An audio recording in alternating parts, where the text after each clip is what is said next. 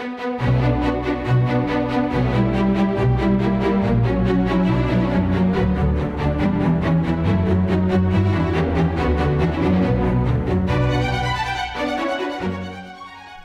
to Trust Talk. Our guest in this episode is Frédérique Six, an associate professor of public governance at the Vrije Universiteit Amsterdam and a visiting professor at the GOVTRUST Centre of Excellence at the University of Antwerp. Frédérique shares her insights on the balance between trust and control within organizations, particularly in the public sector. She discusses two key perspectives: the idea that trust and control are substitutes, and the more nuanced view that they can complement each other to create a thriving and ethical environment. Frédérique also dives into motivation theory and its role in understanding how control systems can either support or hinder employees.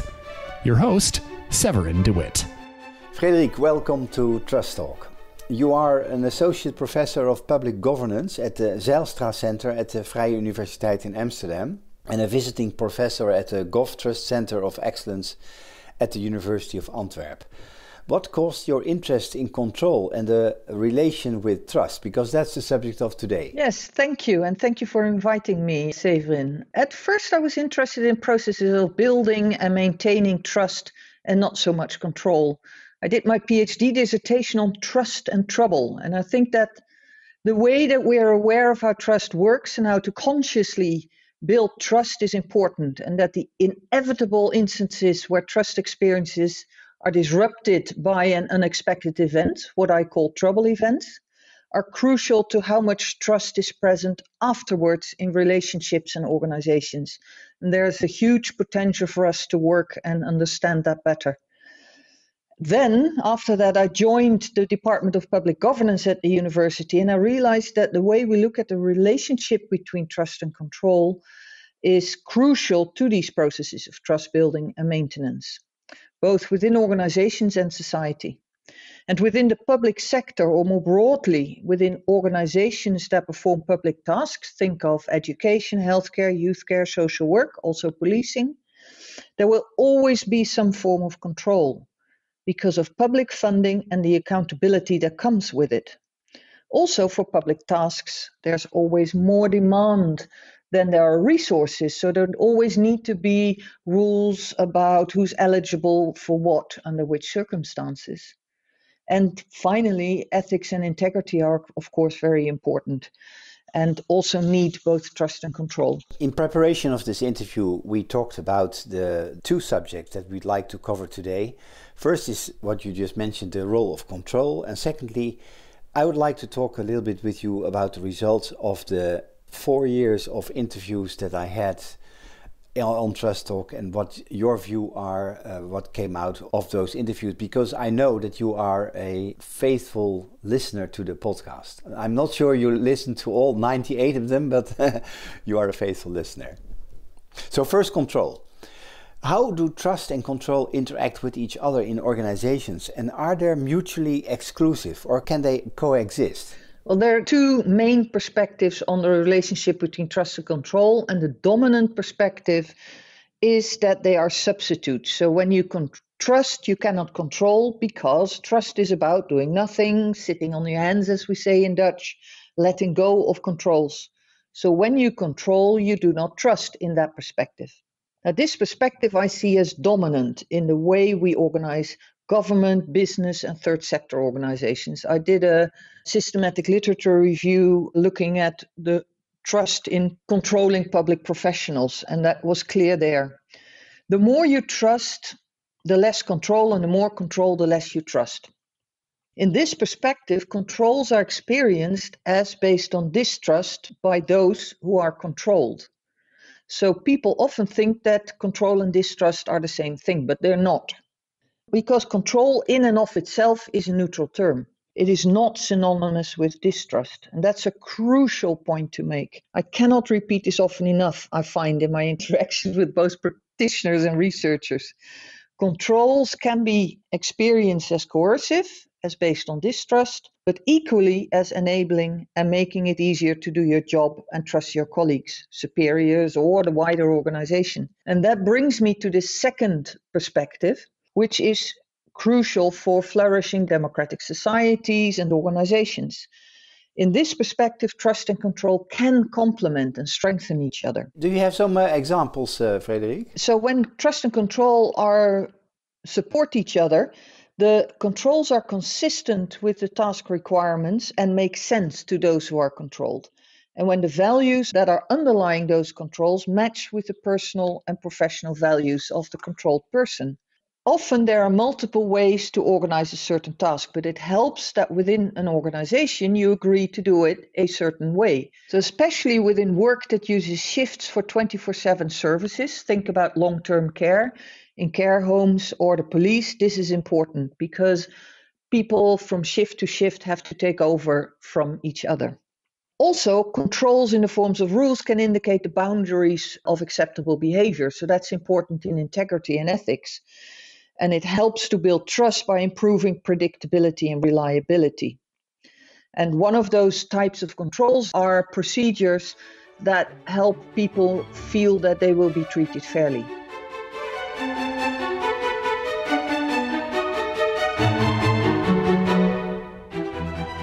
In your research, you use a motivation theory. Can you explain what this is and how it helps research and practice? Yes, the motivation theory I use helps and identify when people find the control system that they need to work with as supporting them versus hindering them in their work. It's based on the distinction between intrinsic and extrinsic motivation and 3 basic psychological needs. It shows the more people are intrinsically motivated, the better they perform and the higher their well-being, the better they feel. Their intrinsic motivation is driven by the degree to which they experience that their work environment is supporting or thwarting their basic psychological need. I'll go through each 3 of them. The first is the need for autonomy. That's crucial. It's not that you are independent and can do whatever you want, because we're all interdependent, but you feel more autonomous when you experience that you can influence the way that your work environment is organized. And this includes the control system with which you have to work. Does the organization listen to you and your colleagues when you comment on where the controls help you or hinder you? Do they implement recommendations for improvement that you make? How does competence fit in? Well, actually, competence is the need to feel competent. Do you have the competence to do your job? Do you feel that you get constructive feedback on your competency so you can learn and improve? And the third basic psychological need is a need for relatedness. Do you feel trusted and respected by your colleagues, superiors, clients, and other people in the organization? And can you have meaningful social relationships in your work? When these 3 conditions are met, then trust and control support each other. Because when a leader can trust the employee, that is part of the relatedness question. And when leaders can trust their employees, they are more likely to give them more autonomy. You talked about control in relation with trust, but how much control is possible or even desirable to strengthen trust? Well, I actually often get asked how much control is possible indeed, and when you want to strengthen trust, or other questions phrased from the perspective of the controller. But that's not the essence. The essence is in how the controls are experienced by those who are controlled. Are the controls experienced as coercing people to do things a certain way that they don't agree with, or find wasteful or scarce resources? Then they're likely to say that the controls are based on distrust and not helpful. And then they will more likely be only extrinsically motivated, and control and trust will be seen as substitutes, that first perspective. If, however, the controls are seen as helpful and in line with people's personal and professional values, then they're more likely to be experienced as supporting their basic psychological needs and therefore more likely to lead to intrinsic motivation. So the crux is looking at it from the perspective of those who are controlled, how they perceive the controls, because control, after all, is aimed at influencing people's behavior.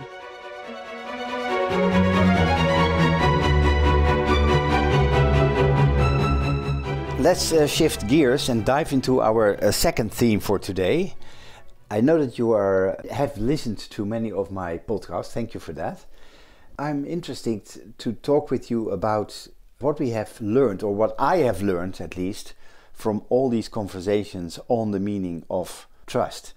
One thing that became clear to me at least is, and that's maybe an open door, is how multifaceted trust is. It's not something that fits neatly into a single box or a definition. With all your experience, do you think that even possible to develop a theory of trust that covers all its angles, or is trust just too complex and tied to specific situations to ever be fully pinned down in one framework?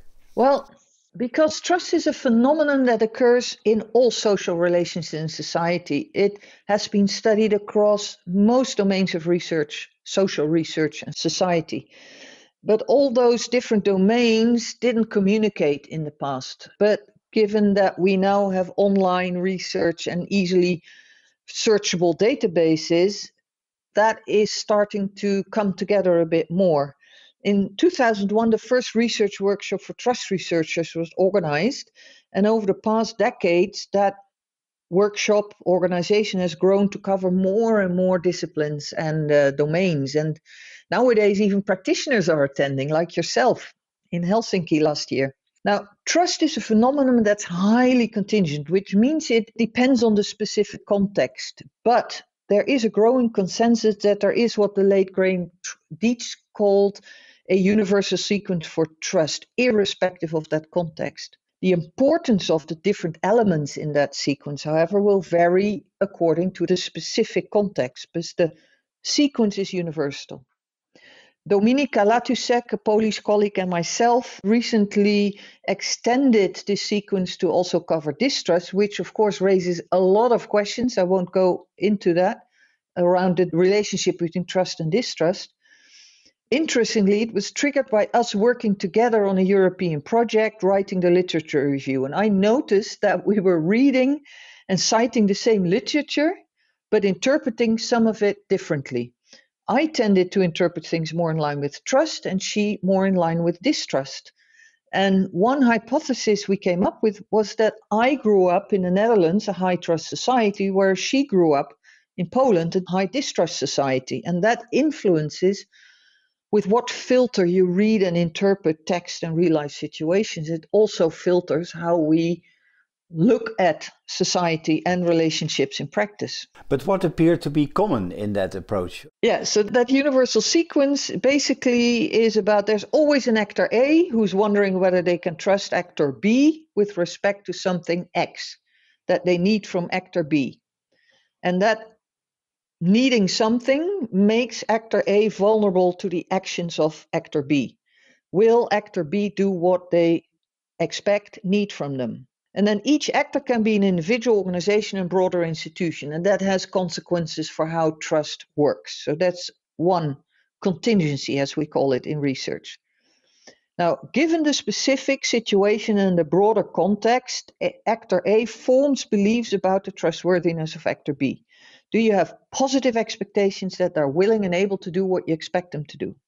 And if so, are you willing to make yourself vulnerable to the other actor and take trusting actions? So it's beliefs, a conclusion about your willingness, and then actions. And if not, then you're not willing to trust, and most likely, actor A, you will try to have nothing to do with actor B. In both cases, there's a feedback loop. But of course, when actor A does engage with actor B, there will be more feedback than when they will not. The input factors are key factors in determining the context, looking at the different characteristics of actor A, of actor B, the nature of the relationship, and more structural and cultural context characteristics, the type of country, the type of organization. Can you give us an example? Well, much research into business collaborations is not directly applicable to interorganizational collaboration between public organizations.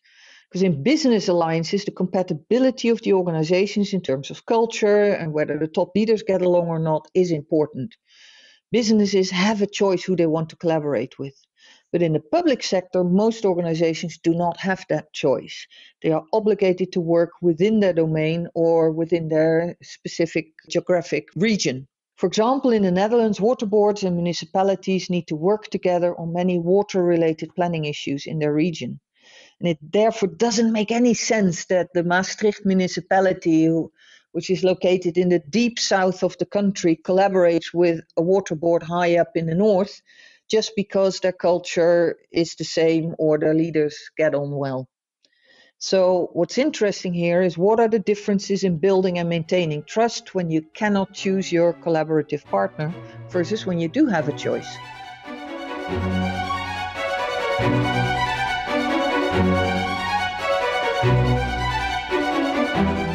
Going back to that trust meaning and the lessons learned from all the conversations, to me it has become a commonplace term used to describe a wide range of feelings and expectations. Do you think this ubiquity has diluted its meaning, and how do we distinguish between trust as a meaningful concept and trust as a catch-all term for various relational dynamics? Trust, as I said, is pervasive in society, is multifaceted. And I tell my audiences during master classes and lectures that we're all trust experts. We do it daily, and we do it using all our senses and are also often not aware of it. For example, when we engage in traffic, going from A to B, we trust. I literally have the scars to show the consequences when that trust is violated. Oh. A car knocked me off my bike at some point. At the same time, I noticed that people find it difficult to talk about organizing, governing based on trust because they feel it is much more uncertain than organizing with lots of controls. But neither controls based on distrust nor trust can provide certainty. And it goes back to my interest in the relationship between trust and control. In my interactions with policymakers, both in government and organizations performing public tasks, people find it difficult to use trust without adjectives like earned trust, warranted trust, justified trust. And I also regularly see people diverting from using the Dutch word vertrouwen to using the English word trust while speaking Dutch for the rest of the time. And when I question them when they do that, they answer that it is because the term is uncomfortable to use in their perception. But life is inherently uncertain and risk-ridden. Yet many believe more in the illusion of control than the willingness to trust, and that is crucial. We've become intolerant of risk, and politicians are often playing into that desire, suggesting they will provide certainty for their voters. And leaders often try to provide it as well by coming up with more rules. So that trying to prevent all possible problems with both rules and technologies nowadays, with all the negative consequences of feeling coerced, controlled, distrusted, stifled, and also controls missing the point because the essence cannot be measured in many cases, the essence of the work that we're doing.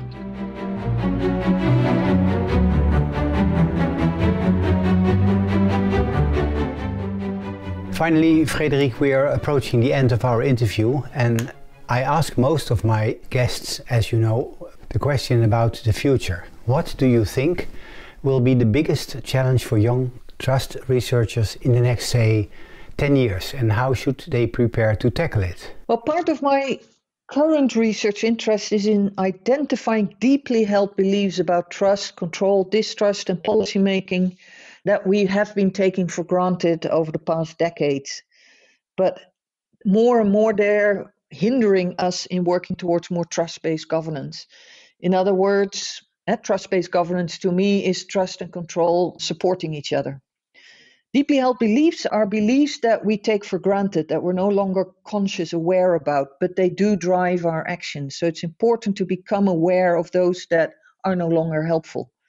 But we need others to help us become aware and then suspend our judgment and inquire, i.e. go into a dialogue, whether these beliefs are still helpful. And if not, what is a more helpful belief? And this is, in a way, a relatively cognitive exercise, but it's not enough to then act in line with a new belief. It takes conscious efforts to change deeply held beliefs and thus action. I would like to see more research into this dimension of building sustainable high-trust organizations and public policies from the starting point that we are at now, a starting point of relative low trust within society and in government more broadly. But for young researchers, this is high-risk research that will not help their career. And for young professionals working in organizations, it is also high risk, as you are questioning the status quo.